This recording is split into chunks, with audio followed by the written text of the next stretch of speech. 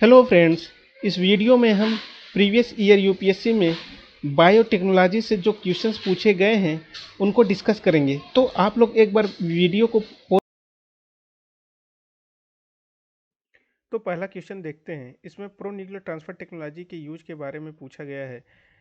तो pro nuclear transfer technology हमने mitochondrial replacement therapy के अंदर डिस्कस किया था। माइटोकॉन्ड्रियल रिप्लेसमेंट थेरेपी में किसी मदर के डिफेक्टिव माइटोकॉन्ड्रिया को हेल्दी फीमेल डोनर के माइटोकॉन्ड्रिया से रिप्लेस किया जाता है। जैसे यहाँ पे हम देखें तो ये मदर का एक हो गया जिसमें माइटोकॉन्ड्रिया डिफेक्टिव है। अब इस एक को फादर के स्पर्म के साथ फर्टिलाइज कर लिया जाता है। अब किसी हेल्दी फीमेल डोनर के एक को ले लिया जाता है जहाँ पे माइटोकॉन्ड्रिया हेल्दी है। अब यहाँ से हेल्दी फीमेल डोनर के एक से न्यूक्लियस को रिमूव कर दिया जाता है। अब ये यहाँ पे देखिए फर्टिलाइज होने के बाद ये फर्टिलाइज्ड एग से हम इस न्यूक्लियस को, जो यहाँ पे फादर और मदर के न्यूक्लियस होते हैं, उनको इस डोनर के एक सेल में ट्रांसफ़र कर देते हैं। तो यह ट्रांसफ़र ही प्रो न्यूक्लियर ट्रांसफ़र टेक्नोलॉजी कहलाता है। माइटोकॉन्ड्रियल रिप्लेसमेंट थेरेपी के दो और मेथड है। जैसे हमने डिस्कस किया था स्पेंडल ट्रांसफ़र टेक्निक और पोलर बॉडी ट्रांसफ़र टेक्निक। तो इन तीन तरीक़ों से माइटोकॉन्ड्रियल रिप्लेसमेंट थेरेपी की जा सकती है। तो हमारा सही ऑप्शन ये डी वाला हो गया, जिसमें दिया है कि माइटोकॉन्ड्रियल डिजीज़ को पहला जो स्टेटमेंट दिया गया है इसमें यह कहा गया है कि जब मदर मदर के बॉडी के बाहर एग का फर्टिलाइजेशन किया जाए स्पर्म के साथ, तो यह आईवीएफ मेथड होता है, जिसको टेस्ट ट्यूब बेबी भी कहा जाता है। दूसरा स्टेटमेंट देखें तो इसमें यह कहा गया है कि जो स्पर्म सेल होते हैं उनके अंदर जेनेटिक मॉडिफिकेशन किया जाए। तो जब ये स्पर्म सेल्स के अंदर genetic modification recombinant DNA technology के द्वारा किया जाता है। ओके। सी स्टेटमेंट देखें तो इसमें यह कहा गया है कि जो स्टेम सेल्स होते हैं उनको फंक्शनल एम्ब्रायो में डेवलप किया जाए। तो यह स्टेम सेल थेरेपी हो गया। ठीक है। ओके। तो और जो हमारा प्रो न्यूक्लियर ट्रांसफ़र टेक्नोलॉजी होती है उसके अंदर माइटोकॉन्ड्रियल डी। नेक्स्ट क्वेश्चन देखते हैं। इस क्वेश्चन में पूछा गया है कि जो एबव स्टेटमेंट दी गई हैं उसमें कौन सी करेक्ट है। तो एक एक करके स्टेटमेंट देखते हैं। तो फर्स्ट स्टेटमेंट में ये कहा गया है कि जो रिप्रोडक्टिव सेल्स जैसे एग या स्पर्म्स होती हैं, क्या उनके अंदर जेनेटिक चेंजेस की जा सकती हैं। तो इस स्टेटमेंट को हम देखें और प्रीवियस क्वेश्चन जो हमने डिस्कस किया ये वाला, एक मिनट, ये वाला, उसका बी स्टेटमेंट देखें तो इस इस क्वेश्चन में यहाँ पे ये बताया जा रहा है कि जेनेटिक मॉडिफिकेशन किसी भी रिप्रोडक्टिव सेल्स के अंदर परफॉर्म की जा सकती है। तो इस क्वेश्चन का यूज करके यहाँ पे इस क्वेश्चन में इस स्टेटमेंट को यूज करके हम ये आगे वाला क्वेश्चन सही कर सकते हैं। तो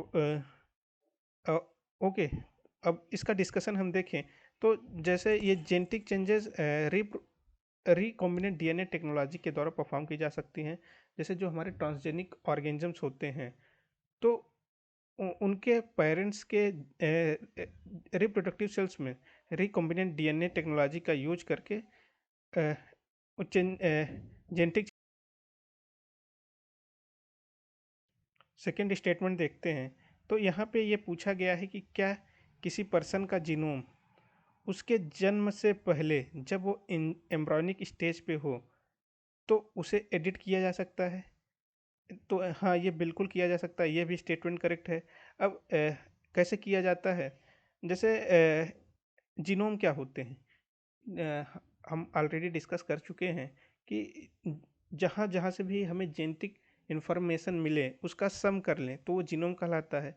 और ह्यूमंस के अंदर यह जेनेटिक इन्फॉर्मेशन हमें न्यू न्यूक्लियर डीएनए से मिलती है और माइटोकॉन्ड्रियल डीएनए से मिलती है। तो अब जैसे यहाँ पे पिछले स्लाइड में हम देखें तो ये जैसे माइटोकॉन्ड्रियल रिप्लेसमेंट थेरेपी है। तो इसमें हम लोग जीनोम का मतलब जो जीनोम है उसको एडिट करते हैं। अब देखते हैं कैसे करते हैं। तो जैसे ये यहाँ पे न्यूक्लियस के अंदर जो डीएनए होगा और यहाँ पे जो माइटोकॉन्ड्रिया के अंदर डीएनए होगा, इसके सम को हम लोग जीनोम कहेंगे। लेकिन यहाँ पे माइटोकॉन्ड्रिया डिफेक्टिव है, तो अब इस माइटोकॉन्ड्रिया को रिप्लेस करना है।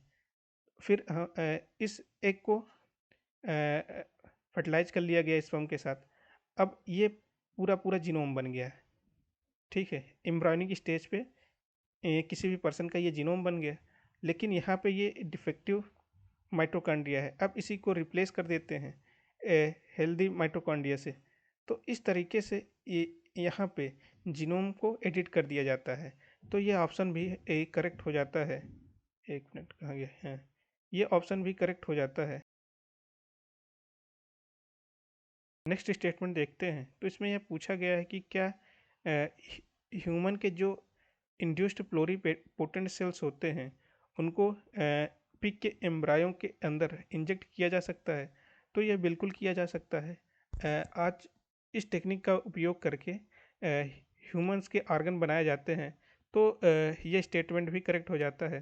तो हमारा सही ऑप्शन डी वाला हो जाता है, all the statement. Next question देखते हैं। इसमें यह पूछा गया है कि कौन सा स्टेटमेंट करेक्ट नहीं है। यह थोड़ा वेग क्वेश्चन है। इस क्वेश्चन के अंदर चारों स्टेटमेंट्स करेक्ट हो सकती हैं। तो एक एक करके डिस्कस करते हैं हम लोग। तो पहले फोर्थ स्टेटमेंट देखते हैं। इसमें कहा गया है कि क्या किसी प्लांट या एनिमल के सेल को उसके बॉडी के बाहर आर्टिफिशियल मीडियम में डेवलप किया जा सकता है। तो ये स्टेटमेंट करेक्ट है, बिल्कुल किया जा सकता है। हमने सेल टिश्यू कल्चर में देखा था कि जब किसी भी सेल को आर्टिफिशियल मीडियम में डेवलप किया जाए तो उसे सेल टिश्यू कल्चर कहते हैं। तो ये स्टेटमेंट करेक्ट है। सेकंड, सी वाला स्टेटमेंट देखते हैं। इसमें यह कहा गया है कि क्या किसी डीएनए को उस एनिमल सेल के बाहर रेप्लिकेट किया जा सकता है। तो ये स्टेटमेंट भी करेक्ट है। डीएनए को आर्टिफिशियल मीडियम में रेप्लिकेट किया जा सकता है। तो ये दोनों स्टेटमेंट करेक्ट हो गए। अब ये भी वाला स्टेटमेंट, इसमें यह कहा गया है कि क्या आर्टिफिशियल डीएनए को लैब के अंदर क्रिएट किया जा सकता है।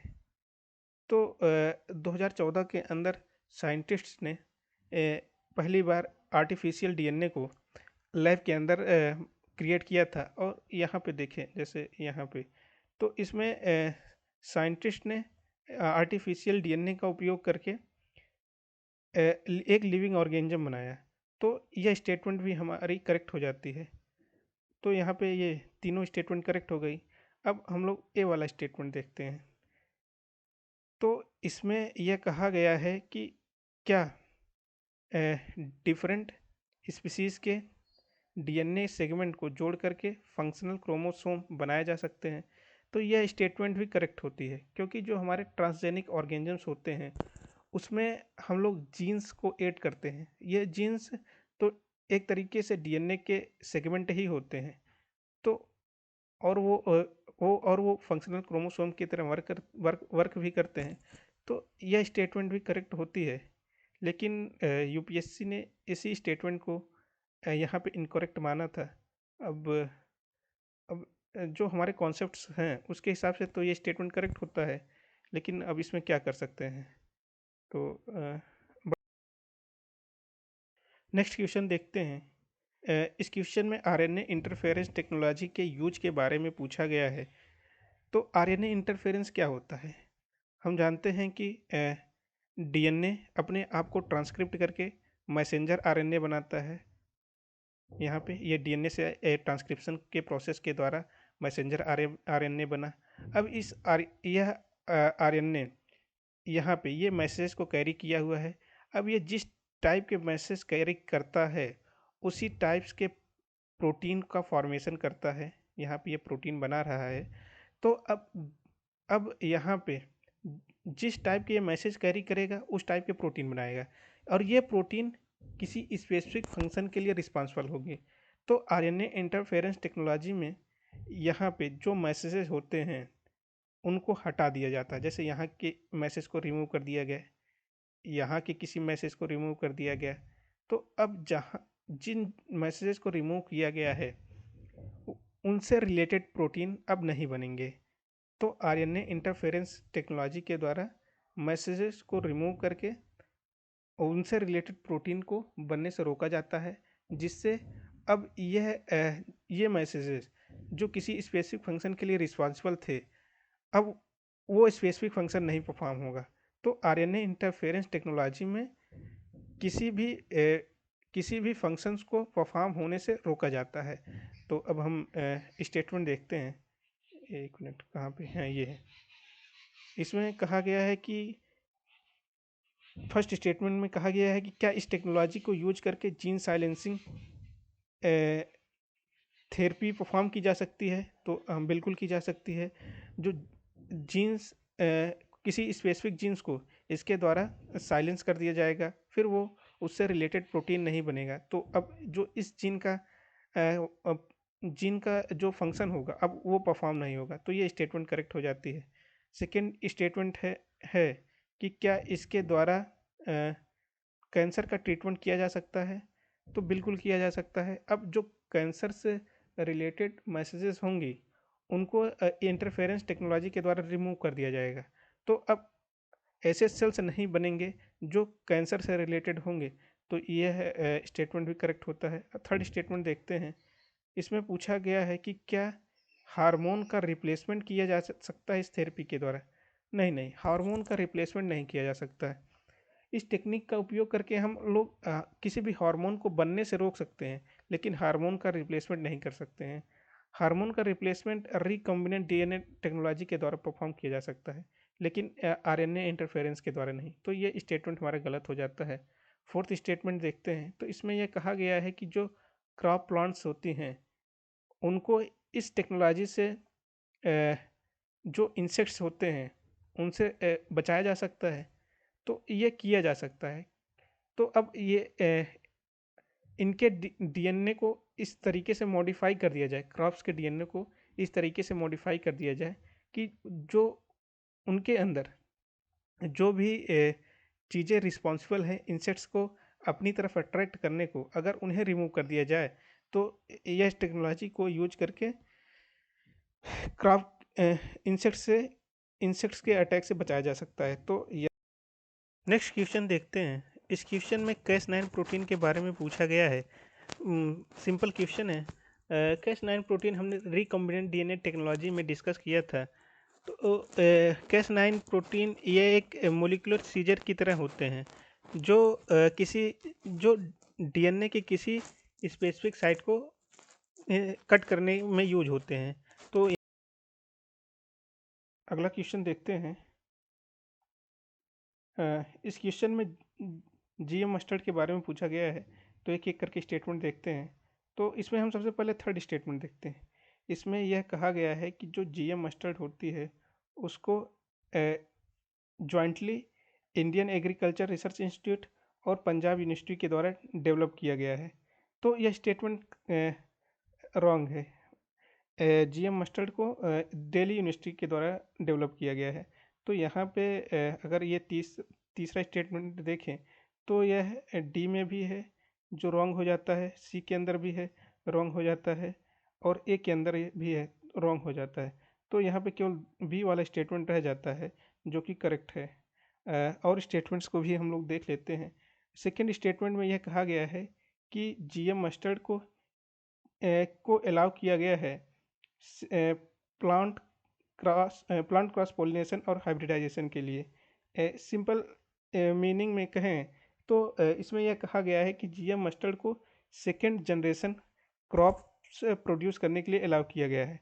तो यह स्टेटमेंट करेक्ट है, क्योंकि अभी तक ऐसे सीड्स को अलाउ नहीं किया गया है जो सेकेंड जनरेशन क्रॉप को प्रोड्यूस ना कर सकें। तो यह स्टेटमेंट हमारी करेक्ट हो जाती है। फर्स्ट स्टेटमेंट देखें तो यहाँ पे यह कहा गया है कि जीएम मस्टर्ड के जीन में सॉइल बैक्टीरियम के जीन को ऐड किया जाता है, नहीं इसके अंदर बेसिलस एम्ब्लियोलिक्विफेसियंस के जीन्स को ऐड किया गया है। तो इस तरीके से हमारा ऑप्शंस। नेक्स्ट क्वेश्चन देखते हैं। इसमें पूछा गया है कि जो somatic cell nuclear transfer technology कहाँ पे यूज होती है। तो बहुत सिंपल क्वेश्चन है, इसको हमने डिस्कस किया था क्लोनिंग के अंदर। तो somatic cell nuclear transfer technology का उपयोग क्लोनिंग में किया जाता है। नेक्स्ट क्वेश्चन देखते हैं। इस क्वेश्चन में जीनोम सीक्वेंसिंग के बारे में पूछा गया है। जीनोम सीक्वेंसिंग क्या होती है। तो हम देखें तो जो डीएनए होती हैं उसके अंदर जो नाइट्रोजीनस बेसिस मिलते हैं उनको सीक्वेंस में लगाने को ही जीनोम सीक्वेंसिंग कहा जाता है। तो पहला स्टेटमेंट यहाँ पे हम देखें तो इसमें यह कहा जा रहा है कि जो जीनोम की क्या जीनोम सीक्वेंसिंग के द्वारा ऐसे जेनेटिक मार्कर्स को आइडेंटिफाई किया जा सकता है जो कि डिजीज़ को और जो कि क्रॉप की डिजीज़ को और क्रॉप को ड्राउट टॉलरेंट बना सकते हैं। तो ये स्टेटमेंट सही होता है। यह जीनोम सीक्वेंसिंग के द्वारा ये परफॉर्म किया जा सकता है। सेकेंड स्टेटमेंट देखें तो इसमें यह कहा जा रहा है कि क्या जीनोम सीक्वेंसिंग के द्वारा जीनोम सीक्वेंसिंग की हेल्प से ऐसे क्रॉप्स तैयार किए जा सकते हैं जो कि डेवलप होने में कम टाइम ले। तो जीनोम सीक्वेंसिंग के द्वारा इसे भी परफॉर्म किया जा सकता है। तो ये स्टेटमेंट भी करेक्ट है। नंबर थर्ड देखें तो इसमें यह पूछा जा रहा है कि क्या जीनोम सीक्वेंसिंग से जो हमारे पैथोजेंस होते हैं मीन्स कि जिनके द्वारा प्लांट्स के अंदर डिजीज़ पैदा होती हैं उनके और प्लांट्स के बीच जो रिलेशन है उसको एक्सप्लेन किया जा सकता है। तो यहाँ पे ये स्टेटमेंट भी करेक्ट है। तो इस क्वेश्चन के अंदर सभी स्टेटमेंट करेक्ट हैं, तो हमारा सही ऑप्शन डी करेक्ट हो जाता है। नेक्स्ट क्वेश्चन देखते हैं। तो इस क्वेश्चन में ट्रांसक्रिप्टोम के बारे में पूछा गया है। ट्रांसक्रिप्टोम क्या होते हैं, जैसे यहाँ पे हम देखें तो डीएनए के द्वारा ट्रांसक्रिप्शन से मैसेंजर आरएनए का फॉर्मेशन होता है। तो जब डीएनए से आरएनए बने तो इसे ट्रांसक्रिप्शन कहते हैं और यह प्रोसेस ट्रांसक्रिप्टोम कहलाता है। तो यहाँ पे क्वेश्चन के अंदर हम देखें तो इसमें बी वाले ऑप्शन में यह कहा गया है कि जब मैसेंजर आरएनए मॉलिक्यूल का किसी ऑर्गेनिज्म के अंदर एक्सप्रेशन हो, मीन्स कि मैसेंजर आरएनए बने किसी भी ऑर्गेनिज्म के अंदर। अगला क्वेश्चन देखते हैं। इस क्वेश्चन में पूछा गया है कि जेनेटिक इंजीनियरिंग अप्रेजल कमेटी को किस एक्ट के अंदर कंस्टिट्यूट किया गया है। तो जेनेटिक इंजीनियरिंग अप्रेजल कमेटी को इन्वायरमेंटल प्रोटेक्शन एक्ट 1986 के। नेक्स्ट देखते हैं। यहाँ पर रिकॉम्बिनेंट डीएनए टेक्नोलॉजी के एप्लीकेशन के बारे में पूछा गया है। तो इसमें पहले स्टेटमेंट में कहा गया है कि इस टेक्निक के द्वारा जीन्स को डिफरेंट स्पीसीज़ के प्लांट्स में ट्रांसफ़र किया जा सकता है। तो किया जा सकता है, ये स्टेटमेंट करेक्ट हुआ। कि सेकेंड स्टेटमेंट पूछा गया है कि क्या जीन्स को एनिमल से एनिमल से प्लांट्स के अंदर ट्रांसफ़र किया जा सकता है। तो ये भी किया जा सकता है, ये स्टेटमेंट भी करेक्ट है। नंबर थर्ड में पूछा गया है कि क्या माइक्रो ऑर्गेनिजम्स को हायर ऑर्गेनिजम्स के अंदर ट्रांसफ़र किया जा सकता है। तो ये नेक्स्ट क्वेश्चन देखते हैं। इस क्वेश्चन में स्टेम सेल थेरेपी के बारे में पूछा गया है। तो देखते हैं स्टेटमेंट्स को देखते हैं। तो पहले स्टेटमेंट में यह कह रहा है कि क्या स्टेम सेल को केवल मैमल से ही डिराइव किया जा सकता है। तो यह स्टेटमेंट गलत है। स्टेम सेल्स को किसी भी मल्टी सेलुलर ऑर्गेनिज्म से डिराइव किया जा सकता है। तो यहाँ पे ए ऑप्शन और डी ऑप्शन करेक्ट हो गए। सेकेंड स्टेटमेंट देखते हैं कि क्या स्टेम सेल को नए ड्रग्स की स्क्रीनिंग के लिए यूज किया जा सकता है। तो ये ऑप्शन सही है। थर्ड स्टेटमेंट में सेकेंड स्टेटमेंट में हम स्टेम सेल्स का यूज करके कोई एक ऑर्गन बना लेते हैं और उस पे ड्रग्स की टेस्टिंग की जा सकती है। तो यह ऑप्शन भी सही है। सेकंड थर्ड स्टेटमेंट देखें तो इसमें यह कहा जा रहा है कि क्या स्टेम सेल का यूज मेडिकल थेरेपीज के अंदर किया जा सकता है। तो हमने स्टेम सेल थेरेपी पढ़ा था, जिसके अंदर हमने ये देखा था कि इसका उपयोग 80 से अधिक डिजीज के अंदर किया जा सकता है। तो यह ऑप्शन भी सही हो जाता है। तो इसके अंदर हमारा ऑप्शन भी करेक्ट हो जाता है। तो यहाँ पे हमने प्रीवियस ईयर क्वेश्चंस को जो यूपीएससी में पूछे गए थे उन्हें डिस्कस कर लिया है। अब अगले क्लास